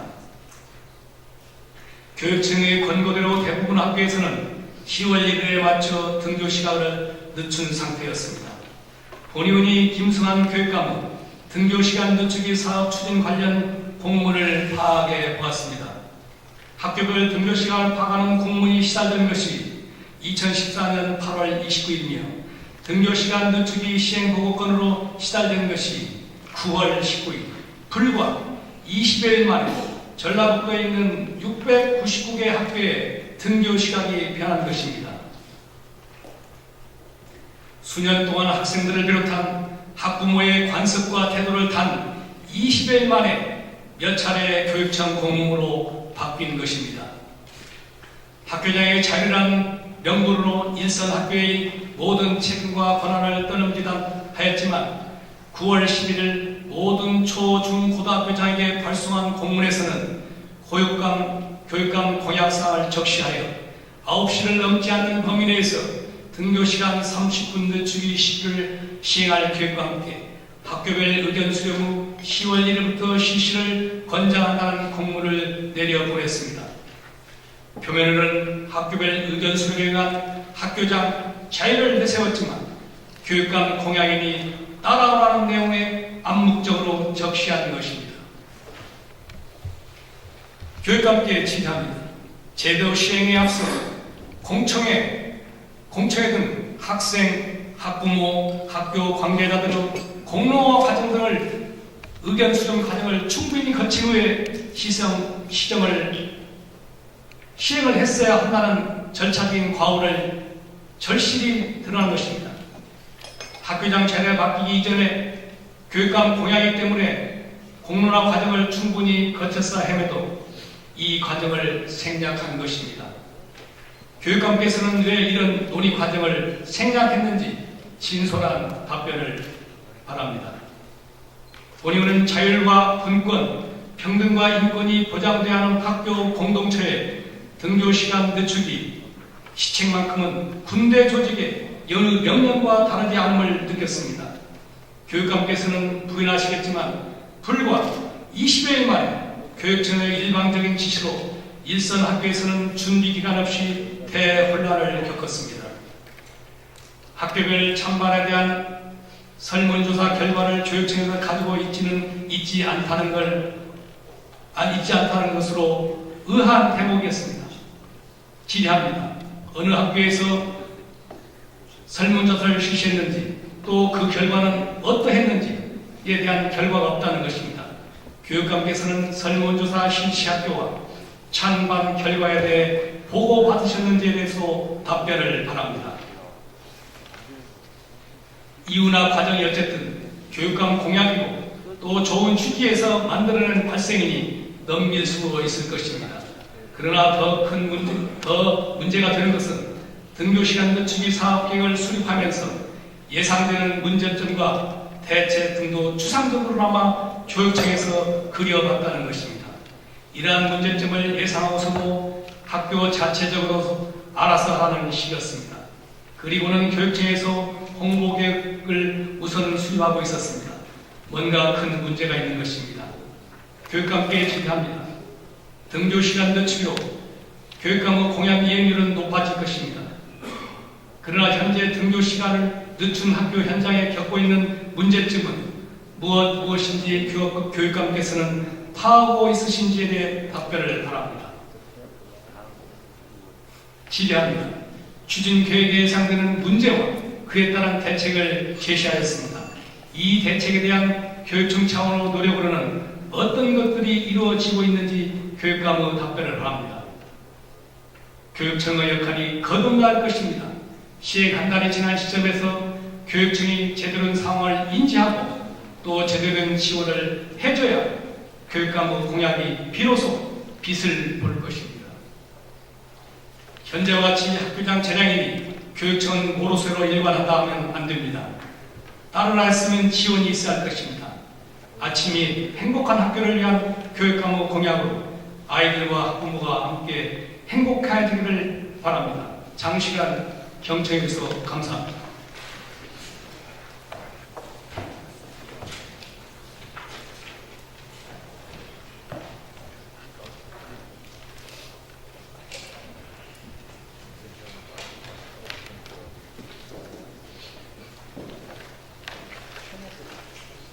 김종철 의원님 수고하셨습니다. 다음은 5분의 의원님께서 질문하신 내용에 대하여 답변을 듣는 순서입니다만 답변 준비 등 효율적인 회의 진행을 위하여 14시간